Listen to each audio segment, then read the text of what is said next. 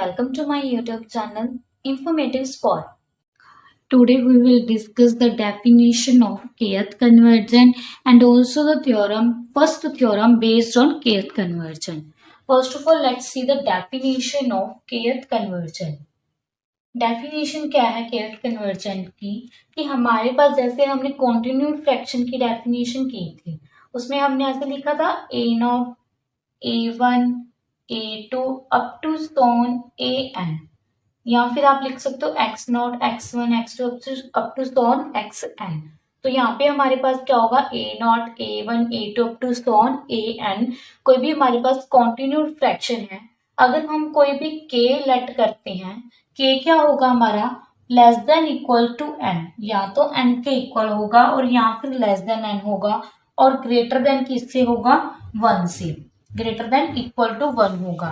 Then जो हमारी kth convergent होगी that means a0 a1 a2, पहले ये कॉन्टिन्यूड फ्रैक्शन n तक चल रही थी, अब हम क्या करेंगे k तक लेंगे, k तक, और ये k क्या हो सकता है n से छोटा होगा, ठीक है, और इक्वल भी हो सकता है।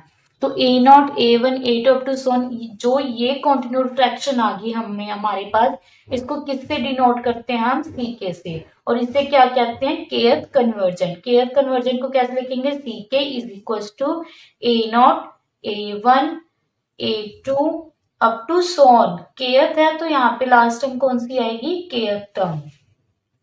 और अगर हमें फाइंड करना है k की वैल्यू अगर 0 पुट करते तो a 0 मतलब लास्ट c0 की वैल्यू कितनी आ जाएगी a0।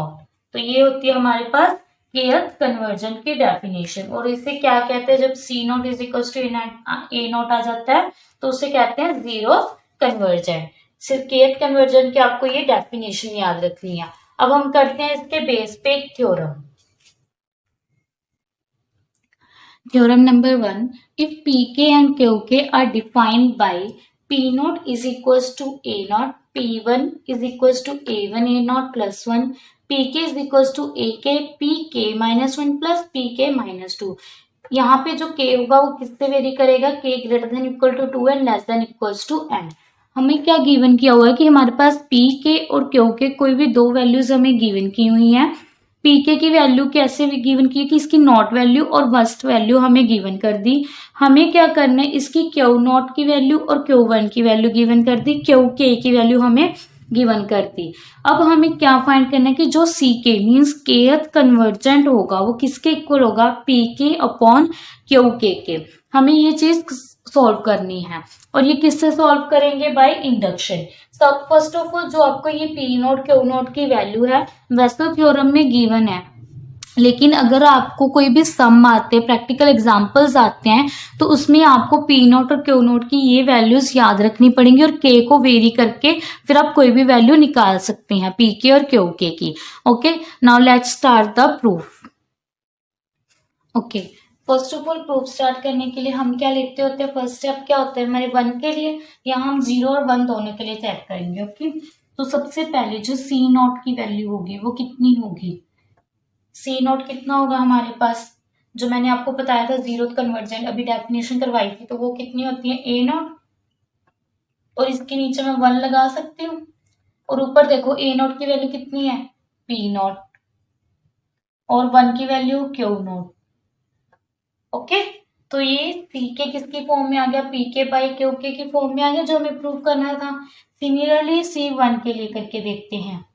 c1 की वैल्यू कितनी होती है हमारे पास a0 a1 और इसको हम कैसे लिख सकते हैं a0 प्लस 1 बाई a1। इसको सोल्व करेंगे तो कितना आ जाएगा a0 a1 plus 1 by a1, ये टर्म बनेगी हमारे पास। और a0 a1 प्लस 1 किसके इक्वल है हमारे पास, उधर देखो p1 के, p1 बाई के a1 की वैल्यू q1, तो दैट मीन्स c1 के लिए भी जो हमारा रिजल्ट है वो क्या हो गया ट्रू हो गया। ठीक है, 1 के लिए हमें चेक करना था c1 p1 बाई q1 के इक्वल आ गया। रिजल्ट क्या प्रूव करना था कि जो ck है वो किसके इक्वल होगा pk अपॉन qk के, ये टर्म प्रूव करनी थी हमें, तो ये टर्म प्रूफ होगी हमारी। तो c1 के लिए रिजल्ट यहाँ पे 1 पुट करो, p1 बाई q1 आना चाहिए, p1 बाई q1 आ गया हमारे पास। अब नेक्स्ट स्टेप क्या करते होते हैं हम, ये था हमारा फर्स्ट स्टेप। सेकेंड स्टेप में हम क्या करते होते हैं कि मान के चलते हैं कि रिजल्ट क्या है, ट्रू है फॉर किसी भी नंबर के लिए, एन ले लो, एम ले लो, कोई भी नंबर ले सकते हैं। मैं मान के चलती हूँ कि जो रिजल्ट है हमारा, अजम्पशन करते हैं कि जो result is true for K less than equals to M. K less than equals to M के लिए जो हमारा रिजल्ट है वो क्या है, ट्रू है। दैट इज जो C K upon P K upon Q K, ये रिजल्ट ट्रू है for K less than equals to M के लिए। थर्ड स्टेप हमारा क्या होगा कि हमें किसके लिए प्रूव करना होगा अब, के एम प्लस वन के लिए। That means C M plus one की वैल्यू हमारे पास क्या आनी चाहिए, P M plus one by Q M plus one. Okay, C M plus one की वैल्यू क्या होगी हमारे पास, जो डेफिनेशन करवाई है उसके according A naught A one A two up to so on A M plus one. Last वाली टर्म आती है जो यहाँ पे होती है वही टर्म आ जाती है, राइट। अब ये वाली मैंने आपको कॉन्टिन्यूड फ्रैक्शन करवाई थी, तो उसके अकॉर्डिंग इस टर्म को क्या मैं ऐसे लिख सकती हूँ, is equals to A naught A one A two up to so on. कैसे लिख सकते हो कि A M plus one by A M plus one. Coordinate fraction की जब डेफिनेशन करवाई थी तो उसमें ये बताया था ना कि जो ये लास्ट टर्म है उसको एक कंबाइंड फॉर्म में कैसे लिख सकते हैं, A M plus one by A M plus one, इस टर्म में लिख सकती हूँ मैं इसको। अब क्या करना है आपको, अब ध्यान से देखो, A naught A one A two, अब ये पूरी एक टर्म होगी अब हमारे पास। ओके, ये लास्ट टर्म एक टर्म होगी अब हमारे पास। तो कितनी टर्म्स होगी, जीरो से स्टार्ट हुई, टोटल कितनी है एम टर्म्स, एम, और ये जीरो टर्म होगी हमारे पास, मतलब टोटल एम टर्म्स होगी हमारे पास।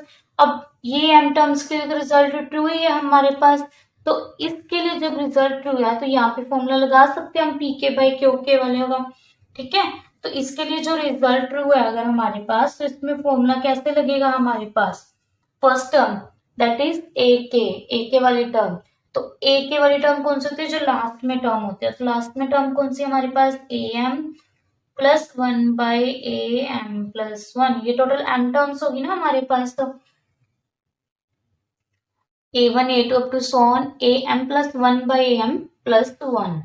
ओके गाइज, तो यहाँ पे क्या आ जाएगा, ए के की वैल्यू पुट कर दी, ब्रैकेट पी के का मतलब के की वैल्यू कितनी है यहाँ पे हमारे पास, एम माइनस वन होगी, कि के माइनस वन करना है, के की वैल्यू एम है, टोटल एम टर्म्स है, के की वैल्यू कितनी है एम माइनस वन करना है, प्लस पी के की वैल्यू एम माइनस टू करना है। सिमिलरली हमें क्या करना है अपॉन क्यू के लिए फिर वही term A M plus one by A M plus one. यहाँ पे क्या आ जाएगा बस Q M minus one plus Q M minus two, ये वाली टर्म्स आ जाएंगे हमारे पास। यहाँ तक समझ आ गया। अब देखो ये टर्म आ गई, अब इस टर्म को हमें क्या करना है, सॉल्व करना है।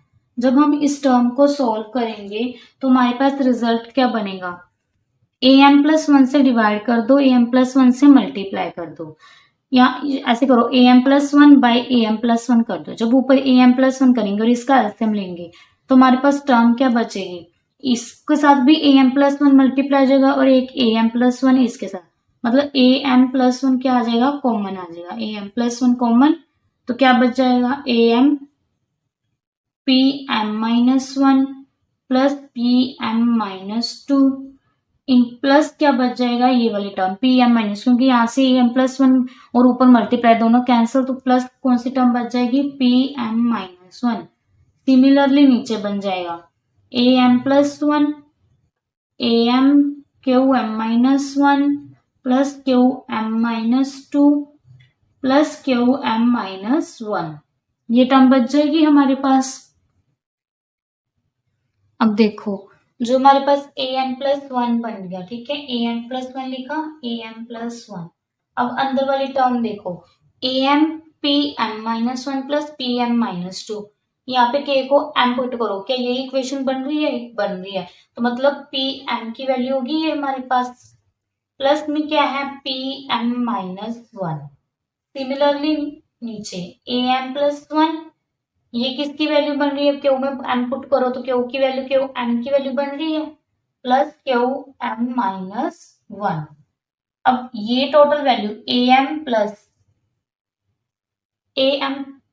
नहीं है, am इंटू pm और okay am plus 1 m plus 1 into pm plus pm minus 1 am plus 1 qm plus qm minus 1। अब ऊपर वाली टर्म देखो am plus 1 pm plus pm minus 1, तो यहाँ पे क्या पुट करेंगे, ये इक्वेशन बने k, यहाँ पे m प्लस 1 है तो k को m प्लस 1 पुट करो, ये m प्लस 1 पुट किया तो pm बन गया, m प्लस 1 पुट किया तो pm माइनस 1। मतलब ये वाली टर्म को हम क्या लिख सकते हैं, m प्लस 1। सिमिलरली नीचे वाली क्यू की फॉर्म में क्यू m प्लस 1। और ये सारी इक्वेशन किसके इक्वल आई थी हमारे पास, cm प्लस 1 से। cm प्लस 1 से स्टार्ट किया था तो cm प्लस 1 की वैल्यू कितनी आ गई हमारे पास, pm plus 1 by Q M plus 1। हमें यही प्रूव करना था सी के किसके इक्वल होगा, पी के बाई क्यू के। और हमारे 3 स्टेप होते हैं, फर्स्ट स्टेप 1 के लिए प्रूव कर दिया, एक एम के लिए ज्यूम किया और एम प्लस 1 के लिए हमने रिजल्ट क्या कर दिया, ट्रू प्रूव कर दिया कि ये रिजल्ट ट्रू है हमारे पास। तो इसका मतलब कि जो इसकी वैल्यू सी के की वैल्यू कितनी होगी हमारे पास, पी के बाई क्यू के। और पी के और क्यू के की वैल्यू आपको ये याद रखनी पड़ेगी। वैसे आपको थ्योरम में गिवन होगी, लेकिन जब सम करने होंगे तब आपको ये टर्म्स क्या होंगी, याद रखनी पड़ेंगी। नेक्स्ट सेक्शन में हम इसके बेस पे थ्योरम नंबर 2 करेंगे। Thank you guys. Thank you.